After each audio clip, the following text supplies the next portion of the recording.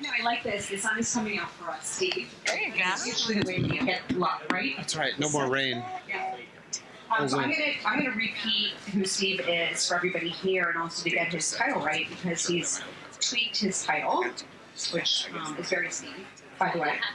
So Steve McGowan is the Regional Vice President, Shopper Experience and Industry Engagement. So it does give you a little hint of what we're going to talk about today, but also the fact that this man here is a pioneer and someone who is not following the rules or the conventions of our industry.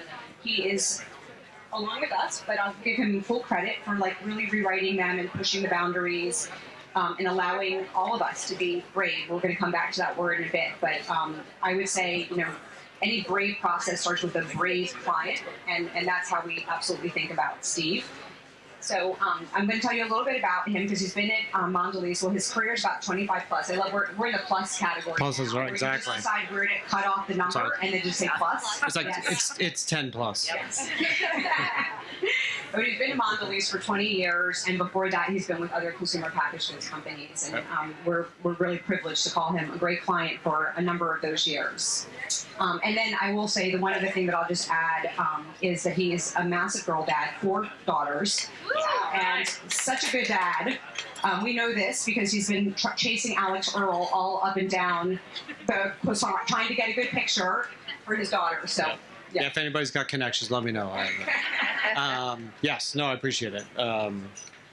Yeah, worked at a bunch of different companies, H.J. Heinz, Kraft, Mondelēz. So you know the CPG business. I know CPG, yeah. And always in food, so love food. Love working on brands that, like you eat, you consume, or you like. So I've always I've had the privilege of working on brands that I love. So it's like, that makes the job a lot easier. And then, Beth and super easy to work with. So at the end of the day, you have great partners, it makes the job so much easier. So I would say hats off to VML. They've been our agency before me, right? So it's at least 12 years, I think.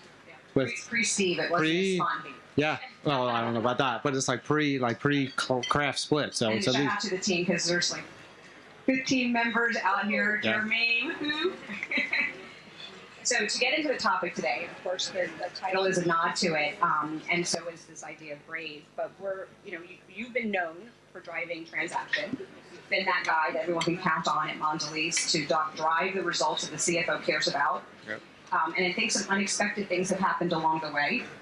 And so one of the things that we're seeing, and we kind of helped push the agenda a bit in the industry, was around this idea of brand love and brand fi coming closer together. So we know what that kind of means for us in the journey that we've been on, but talk about it from more of a client point of view. Yeah, I think, traditional thought is commerce is boring, and, kind of brand love is, or brand programming and stuff is got to be up funnel, and it's got to be just driving, brand equity metrics. And it doesn't necessarily tie to commerce, or it does eventually down the road, a couple of years. So we've had the benefit of actually doing a bunch of work over the last couple of years especially over the last couple of years, but we've been doing it for years, but the last couple of years have been really successful doing stuff that's been really driving brand love. So I have the brand teams now kind of tapping me on the shoulder saying, wow, this is actually really cool space. You can actually do some really cool things with customers. You can lean in and we can test into different areas where, maybe on the bigger brand stuff, they have to do something that's a little bit more, kind of use a sports analogy, down the middle. We can do things that are a little bit, kind of, sway the boundaries a little bit and test things that have been really effective for us. And the brands have then said, holy cow, we want to pull that in. So it's been really, it's been great over the last couple of years. So. And you're being super humble because I feel like through the work that you've created, you've helped part of being that's part of being a girl dad. You're ego's got to. Okay, points on the board for that. But really, you've helped the organization see it, to believe it. It was the kind of thing where it was just conceptual, and it would have been harder to buy into it. But when they saw it, and they saw the results that it was driving, then it started to convince them. And it changed the conversation in the organization. So I do want to go a little bit into the work because for those that don't know, this is just, we work on many of your brands, Yep. but one that we've had a lot of fun with has been Oreo, just because it's a fun brand and it stands for playfulness. And gold last year, many shortlists this year. What's interesting, and I want to talk a little bit about the work, is what's interesting about it, and Jeremy, you should just feel free to chime in here, because I'm learning all this from you, but is, you oftentimes think about brand and above the line work as being, very campaign oriented. And I know Manuel Bourdet, who's our global chief creative officer, he originally started talking about creative commerce as being like iconic tactics, Yep. which I always have a little bit of a challenge with that Yep. language, but through these kind of iconic moments with retailers, we've been able to do something that's sustainable now, because we've been repeating some of the same elements that have been in every single one of our executions. Yep. But it now starts to feel very campaignable almost. Right. Like you're building campaign over time through Yep. this work. So talk a little bit about, like, how is that by design? Are you, and that's a pun, by design. Yeah, exactly. Are you like orchestrating that? I don't know if I'm orchestrating it. I'd give a shout out to your creative team because, obviously the brands have a strategy, right? And they're trying to deliver against their objective. And for Oreo, it's all about staying playful. What's been, amazing over the last bunch of years is how you guys have brought that to life for different customers. For us has been different, but it always ladders up to the same brand strategy. I was like, is that a swarm of bees? A swarm of bees coming at us, or no? No, it can't actually. So that's been really terrific because it's really it always ladders up strategically. So that's really the filter that I always kind of use.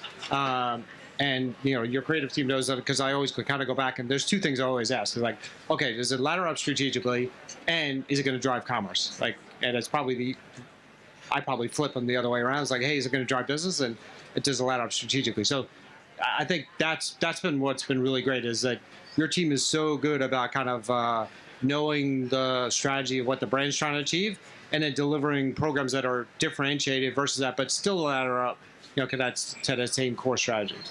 And then, like, we do have the retailer complexity component Yep. to get into. So talk a little bit about how do you get a retailer on board? Because it's one thing, and we'll get into organization in a moment, but I mean, first thing in your mind, I'm sure, because the first thing in our minds is like what retailer and Yep. how does a retailer come along for the ride? Yeah, it's I was going to say it's old age expression, but it is a little bit about partnership. So it's where retailers are going to, you kind of think about their strategy, you kind of see where they're going, and then kind of like the ideas of where and where you can kind of push or not push. And then it kind of develop, like we have really good relationships with our top retailers. So it's like I can go to them and say, hey, I have a great idea. We want to think of it as a test and learn. Can you execute it? And then it's kind of a little bit of a negotiation back and forth, like kind of how we're going to pull it off. But I think the thing I put in place a bunch of years ago, probably 5-6 years ago, is whatever, is like the mentality of like an 80-20 rule. So 80% of like our spend, our effort, our focus, whatever, should be on like core business, core brands, core tactics, proven programming, if you will. The other 20% of like spend, effort, it's probably more than 20% on effort. Maybe it's more higher on effort, but like the spend should be on test and learns. Like we should be like constantly pushing the envelope because, the best predictor of the future is past behavior. However, that's less than 50% accurate. So if it's less than 50%, like if you can rely on the history, like you're going to be left behind by your competitors. So constantly pushing the envelope, constantly trying to test things, constantly like looking at new partners, constantly, kind of engaging with different folks. There's different, people in this audience, like constantly kind of talking, like finding out what other people are pushing on, constantly asking, like coming to this event, like just seeing other people's work. That's another great thing you guys kind of do is help curate some of that for me. But like just walking around, just kind of always trying to see what else is out there. Because I know I'm not doing it the best. I think we do a pretty good job, but I always know there's areas of opportunity. How can we improve? So constantly kind of pushing that. I know I went off tangent on your question, but because it tees up nicely this idea of brave. So I mean, every talk you've heard at Cannes is about probably brave work, and that's what this whole awards program represents: brave and effective. But we chose that word meaningfully, especially in the beginning, because it was recognizing that in what used to be thought of as below the line, from this dirty language in our minds now, but it wasn't thought necessarily to be a canvas for massive creativity. It was sort of like real templatized design principles that were to be used, and it had to work in all these different channels and touch points. And so it was so prescriptive that we needed to, one, build the brave inside, but then also have that transfer over to our clients where they felt like, okay, in my role, I don't typically think of myself as an owner of creative, but I'm going to respect and appreciate what is possible here and be brave myself. And then I have to go through a whole organizational selling. So talk to us a little bit about what that journey's been like for you, and especially the organizational structures, because I will say it, so we've been here a number of years getting great awards, and we've had a lot of people on that stage, but the guy who deserves to be on that stage. We hope to get you there this year, Steve. We'll have to wait and see. We'll see. But I will say that having you here this year for your inaugural year, I'll ask you about that experience, but I would love to hear like what that process has been like for you. Yeah, I think you probably undersold the brave, at least from my perspective, the brave process. So the brave process, they presented it to me and said, hey, we're gonna get a brief from you. It's gonna be super high level, and we're gonna go off and we're gonna go enlist our creatives across the globe and say, hey, do you guys want to work on this? And they pick and they spend a week and they work on the creative and they come back and they show me a bunch of ideas. Like, how cool is that? Like, so as a client, like, you get a bunch of ideas that honestly I didn't pay for. It's work that, again, it's kind of like thinking outside the box. It's work that you would never have thought of. And it's some really pushing the envelope kind of work. So it's like, wow, this stuff's really cool. So you then look at that work and then you work with the core team and say, okay, all right, legal is kind of an issue with this, or brand is kind of an issue. Like, so you start to think about like, okay, what can we do? And then you gotta either, put up or shut up. Like, you really gotta like invest or not invest, because the team spent a lot of time on their work. So it's like, you try to find that right balance of like pushing your organization, but also like, rewarding the people that actually did, all that effort and time at building these cool ideas. Selling it internally, it's a process, and it changes every effing year. Like, so probably so every time, because every time a brand person changes, you got to re-educate them. And so being at the company for a number of years and being in my role, even though my role is kind of like expanded and whatever, but being in the shopper role, if you will, for a bunch of years, it's given me a little bit of latitude because like I've been able to deliver for a bunch of years. So like the brands that have been around for a bit, or the brand people trust me. So I'm able to kind of go to them and say, hey, I have a cool idea. I want to do this. It's still ladders to your strategic objectives. Are you cool with it? Because technically it's their money that I'm spending. And I've been able to kind of successfully manage that. But again, it's a little bit of the relationship stuff. It's a little bit of the proven track record.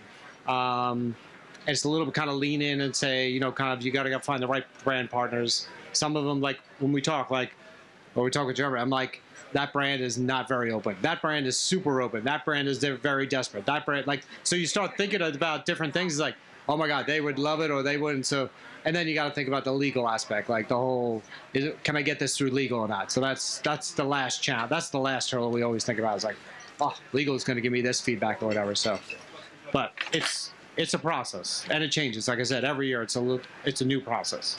Yeah, so once we figure that process out, and to your point, it's always changing, we're now finding ourselves in a moment where, one, the industry's coming to us. Yeah. Like, you can just see it and feel it here. The commerce and retail media part of the conversation has really risen and become more central, which is exciting.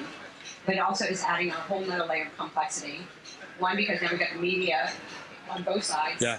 Media is very centrally thinking about the retailer channels and thinking about the value and the investment in new ways, and not just create anymore. Right. And then on top of that, you have all the data and all the AI technology. And AI has been behind some of the thinking and our ideas as well. Right. So it's a mix because there's opportunity and complexity. Right. But when you think about it, we've been very much data-led, technology-enabled in creativity. Yeah. But how are you thinking about now this sort of next frontier of continuing to innovate and do things differently? Yeah, I think the ideas that have really sparked over the last couple of years have been tech enabled, have been kind of heavy creative forward, kind of brand love, but the ideas that have really resonated have been like very simple, which is actually, when you think about technology, saying something that's very simple, that kind of counterintuitive, but like the ideas have been really simple, which is why I think they've been so effective.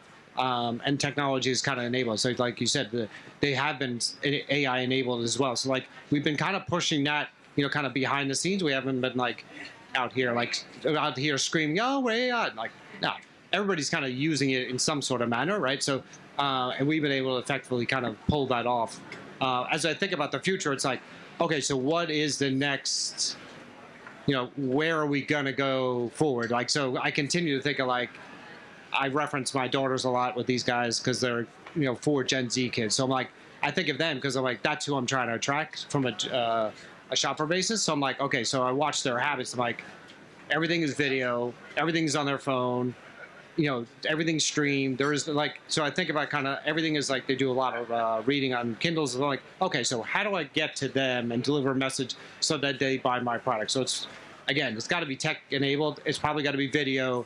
And it's got to continue to push that envelope. And I love the idea of potentially using voice because, again, if you think about, I'll speak for my kids. They're lazy as hell, right? So like they're late.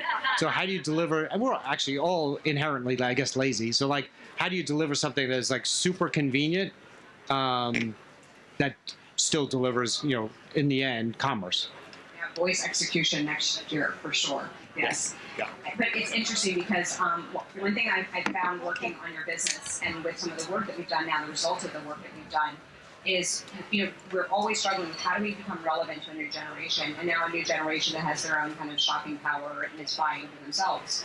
And oftentimes we would take like cookies and things that have been around for a long time, Oreos, and say, well, obviously they were in the pantry because your mom bought it. So now, like, where's the affinity and that association with the younger generation? And it's not been because of a brand campaign. It's been because of, in some ways, the execution that has allowed us to get there.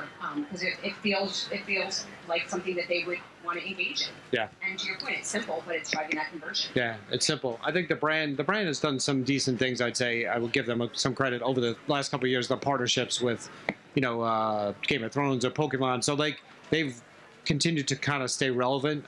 So they've done a nice job.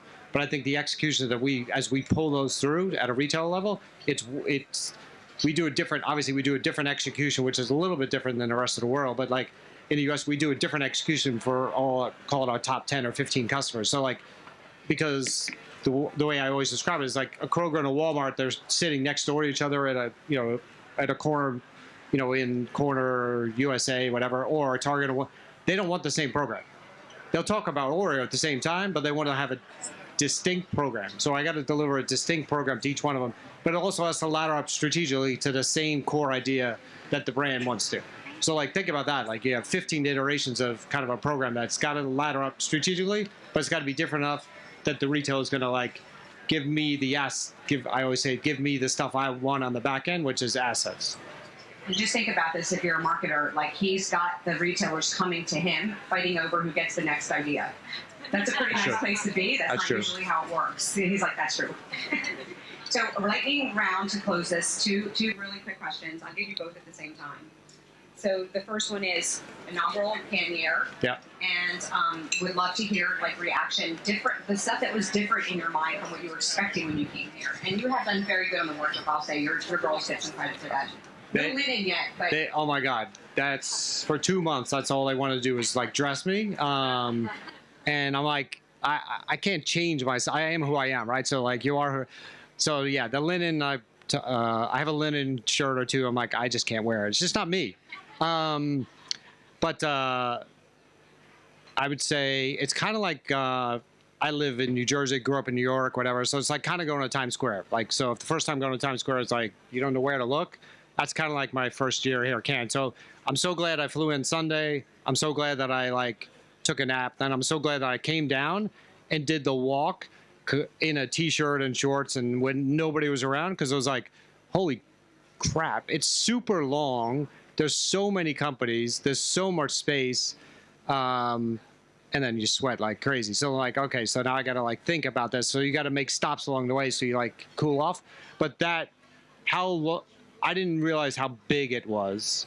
And then going into the Palais and going downstairs and the amount of work downstairs is crazy. So, and you don't think about it in your own world because you're in your own world, right? So when you get here, it's like, oh yeah, that makes sense. It's global. It's all this work across the globe. There's thousands of entries. It's amazing. And then one more 15-second piece of advice that you would give to both agencies and clients. The same piece of advice, agencies and clients that are listening. I'm a client, so I don't know what advice I would give myself. Yeah, that's coming here or in general? No, in general, like about the topic of like commerce. And I think it's about collaboration and kind of openness, right? So you got to be able to collaborate. So like us collaborating, right?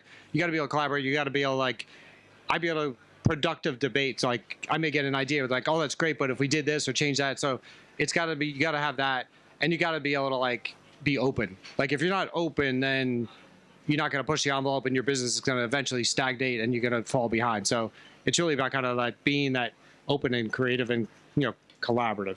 I think we're at like 80 awards for this year for Oreo Codes. So that's all right. It's actually that's across award shows. it's actually 69 exactly. Oh, okay. That I was told last night. What's happening? I was told last night exactly the number. 69. Okay. And the last 7 years, we've done 23 Effies and 25 Reggies in the U.S. Amazing. And gold can, and now we've got what's going to happen here remains to be seen. Jeremy will say it was 2 gold cans last year, but yeah, exactly. but it's all been about it's all about partnership, collaboration. It doesn't happen without a lot of hard work and a lot of working together. It's not an easy feat, and it's not an easy feat. How about that? Well, you're a great partner, and it's been a privilege to interview you Yep. here on the Yes, thank you. Thank you so much. Appreciate y'all.